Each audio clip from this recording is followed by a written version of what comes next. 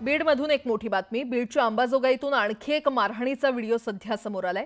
तरुणाला लाथाबुक्क्यांनी अमानुष मारहाण करण्यात आलेली आहे। तरुणाला बेदम मारहाण का करण्यात आली याचं कारण अद्याप अस्पष्ट आहे। मारहाण प्रकरणी अद्याप कोणताही गुन्हा दाखल झाला नाहीये। 2 दिवसांपूर्वीचा हा व्हिडिओ असल्याची प्राथमिक माहिती मिळते। या व्हिडिओमध्ये दस्तगीरवाडी इथल्या मुलाला काही मुलं रिंगण करून मारताना दिसतायत।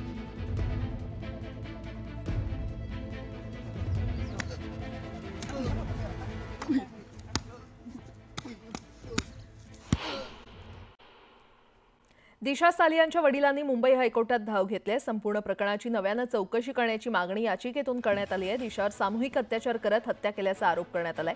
संपूर्ण प्रकरणाची चौकशी NIA कडून करण्याची मागणी दिशाच्या वडिलांनी केली आहे।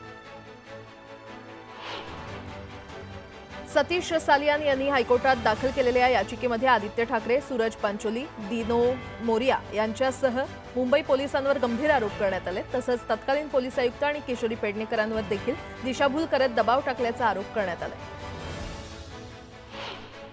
दिशा सालियांच्या कुटुंबियांना पोलिसांचं संरक्षण देण्यात आलेलं आहे। पोलिसांनी दिशाच्या कुटुंबियांशी संवाद साधला। पोलीस बंदोबस्तात महिला पोलिसांचाही समावेश आहे। किशोरी पेडणेकरांनी आपल्याला नजरकैदेमध्ये ठेवून पुरावे खरे मानण्यास भाग पाडलं असाही दावा याचिकेमध्ये करण्यात आलाय। तर नितेश राणेंनी केलेल्या आरोपात तथ्य असल्याचाही दावा सालियान यांनी याचिकेत केलाय। 8 जून 2020 ला दिशाच्या मालाडमधील घरी पार्टी झाली। पार्टीमध्ये रोहन राय सह आदित्य ठाकरे, सूरज पांचोली आणि दिनो मोरिया होते। तिथेच त्यांच्यावर सामूहिक बलात्कार करून हत्या केली असा आरोप याचिकेतून करण्यात आलाय। दिशावरील बलात्काराचा उल्लेख पोस्टमार्टममधून वगळण्यात आलाय। योग्य पोस्टमार्टम न करताच तिच्यावर अंत्यसंस्कार केले असाही आरोप याचिकेत करण्यात आलाय। तर पोलिसांकडून देखील प्रकरण दाबण्याचा प्रयत्न झाल्याचा आरोप करण्यात आलाय।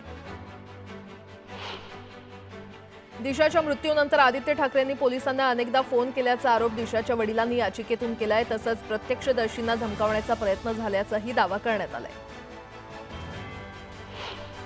दिशा 14व्या मजल्यावरून पडूनही तिच्या शरीरावर जखमा नाहीत। दिशाच्या इमारतीमधील CCTV फुटेजही गायब केलं असा आरोप याचिकेतून करण्यात आलाय। दिशा सालियान प्रकरणाची सुनावणी महाराष्ट्राबाहेर घेण्यात यावी अशी मागणी दिशाच्या वडिलांनी केली आहे। तसंच तपासादरम्यान आदित्य ठाकरे, उद्धव ठाकरेंना पाठीशी घालू नये अशीही मागणी याचिकेतून करण्यात आली आहे।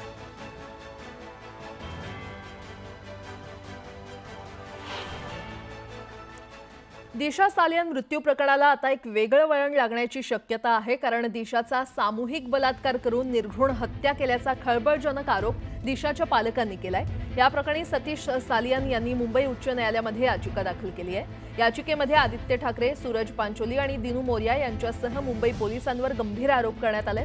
त्याचबरोबर मुंबईचे तत्कालीन पोलीस आयुक्त आणि माजी महापौर किशोरी पेडणेकर यांनी दिशाभूल करत दबाव टाकल्याचा आरोपही करण्यात आलाय। त्यांनी आपल्याला नजरकैदेत ठेवून पुरावे खरे मानण्यास भाग पाडल्याचा दावा या याचिकेत करण्यात आलाय। भाजप नेते आणि मंत्री नितेश राणेंनी दिशाच्या मृत्यूबाबत केलेल्या आरोपांमध्ये तथ्य असल्याचं याचिकेतून दावा करण्यात आलाय।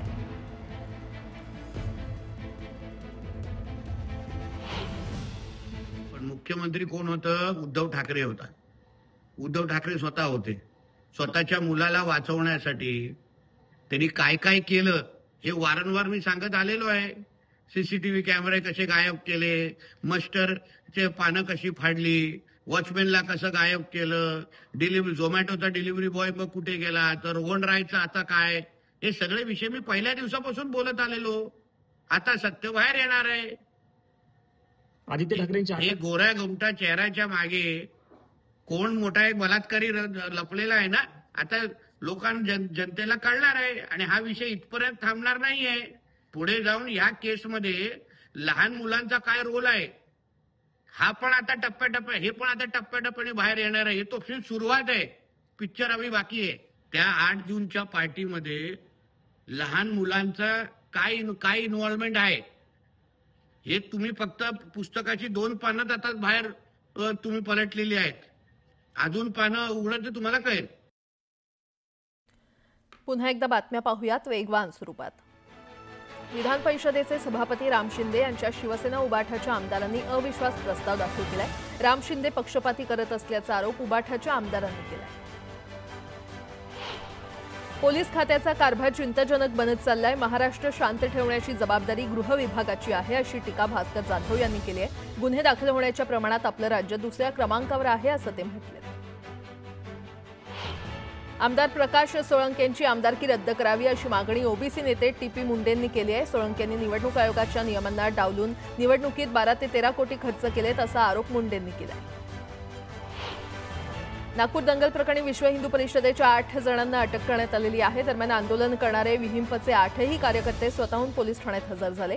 या कार्यकर्त्यांकडून जामीन मिळवण्यासाठी प्रयत्न सुरू आहेत. नागपुरातील घटनेवर आरएसएसनं आपली भूमिका स्पष्ट केली आहे. औरंगजेबाचा मुद्दा सध्या संयुक्तिक नाही. आम्ही कोणत्याही हिंसेचं समर्थन करत नाही असं म्हणत कबरीवरून आंदोलन करणाऱ्या विहिंपचे संघानं कान टोचले. हिंदू समाज कधीच हिंसेचं समर्थन करत नाही आणि हिंसा देखील करत नाही. त्यामुळे आरएसएसनं केलेलं विधान योग्य आहे असं विधान विश्व हिंदू परिषदेच्या गोविंद शेंडे यांनी केलंय. तर मास्टरमाइंड असल्याशिवाय एवढा राडा होऊ शकत नाही असाही संशय त्यांनी व्यक्त केला. मी संघाचं कौतुक करतो. संघानं योग्य भूमिका घेतली. सोनारानंच कान टोचल्यामुळे आता सभागृहातला औरंगजेबाचा विषय संपेल असं म्हणत आमदार जितेंद्र आव्हाडांनी संघाच्या भूमिकेचं स्वागत केलं. संघ, विश्व हिंदू परिषद आणि भाजप एकाच माळेचे मणी आहेत अशी टीका रिपाईचे नेते सचिन खरात यांनी केली आहे. तरुणांनी त्यांच्यापासून सावध राहावं असं आवाहन त्यांनी केलंय. नागपुरातल्या गणेश पेठ परिसरात फहीम खानसह त्याच्यासोबत आलेल्या जमावानं गोंधळ घातला. विश्व हिंदू परिषदेविरोधात गुन्हा दाखल करण्याची मागणी करत गोंधळ घालण्यात आला.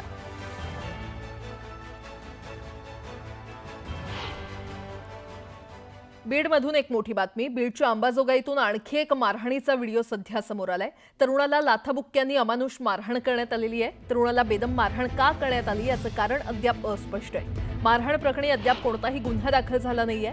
2 दिवसांपूर्वीचा हा व्हिडिओ असल्याची प्राथमिक माहिती मिळते. या व्हिडिओमध्ये दस्तगीरवाडी इथल्या मुलाला काही मुलं रिंगण करून मारताना दिसतायत.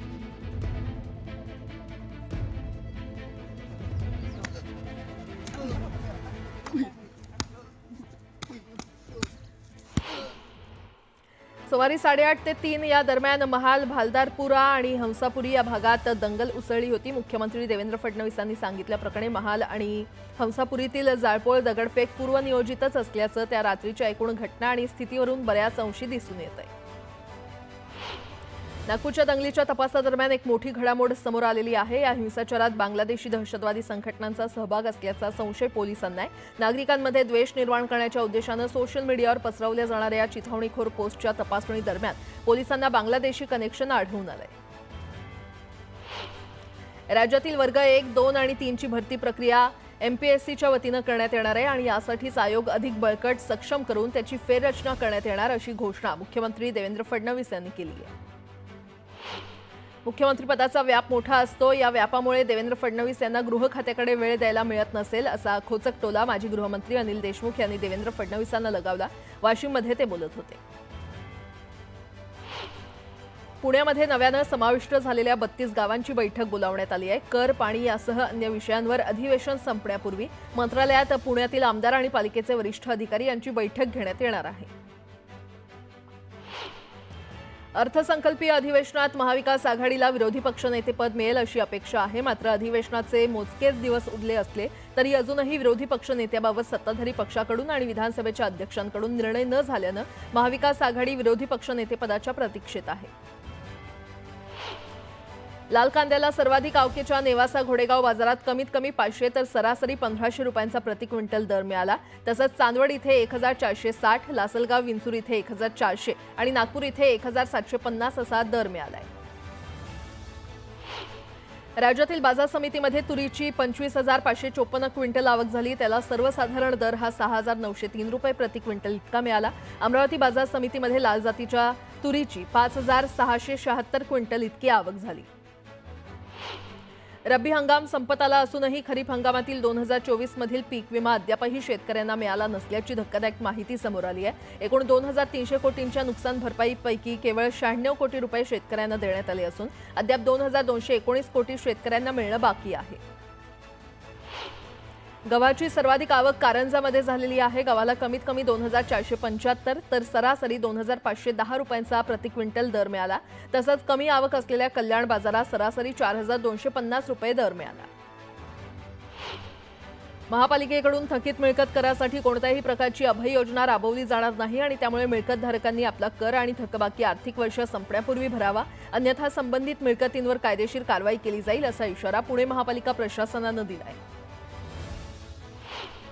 मुंबईतील अनधिकृत कबूतरखाने आणि दादरचा सुप्रसिद्ध कबूतरखाना बंद करावा या मागणीसाठी मनसेनं पुन्हा एकदा मोहीम सुरू केली आहे। मनसेच्या पर्यावरण सेनेनं मुंबई महानगरपालिका आणि पोलीस विभागाकडे मागणी केली आहे। त्यामुळे दादरचा कबूतरखाना अन्यत्र हलवण्याचा विचार पुन्हा एकदा पुढे आलाय।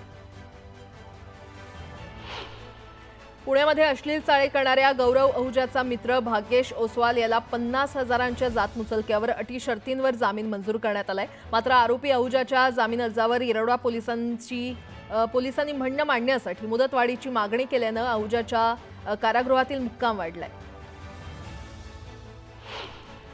रत्नागिरी जिल्ह्यातील दापोली मंडणगड मार्गावरील मांदिवली येथील भारजा नदीवरील पूल अवजड वाहतुकीसाठी कमकुवत झालेला आहे। या पुलावरून 18पेक्षा अधिक जड वाहनांना प्रवेश बंदी करण्यात आली आहे। मात्र तरीही राजरोसपणे ओव्हरलोड डंपर वाहतूक सुरू असल्याने संताप व्यक्त होतोय। पुण्यातील जीबीएसचा उद्रेक संपुष्टात आला असला तरी त्यामागील नेमकं कारण अद्याप अनुत्तरित आहे। जीबीएस उद्रेकानंतर 2 महिन्यांनी देखील आरोग्य यंत्रणांना त्याचं कारण शोधण्यात यश आलेलं नाहीये। जीबीएस उद्रेकाला कारणीभूत ठरणारे जीवाणू आणि विषाणू पिण्याच्या पाण्यासह कोंबड्यांमध्ये आढळून आले होते। त्यामुळे हा उद्रेक नेमका कशामुळे झाला याबाबत संभ्रमावस्था निर्माण झाली आहे। कल्याण डोंबिवलीतील 65 अनधिकृत इमारत प्रकरणी न्यूज 18 लोकमतच्या पाठपुराव्याला यश आलंय। या 65 इमारतीमधील रहिवाशांना बेघर न होऊ देण्याचा निर्णय सरकारने घेतलाय। त्यामुळे इमारतीमधील नागरिकांनी न्यूज 18 लोकमतचे आभार मानले। भिवंडी शहराला पाणीपुरवठा करणारी पाईपलाईन फुटल्यानं अनेक भागातील पाणीपुरवठा खंडित झालाय। पाईपलाईन फुटल्यानं लाखो लिटर पाण्याची नासाडी झाली आहे।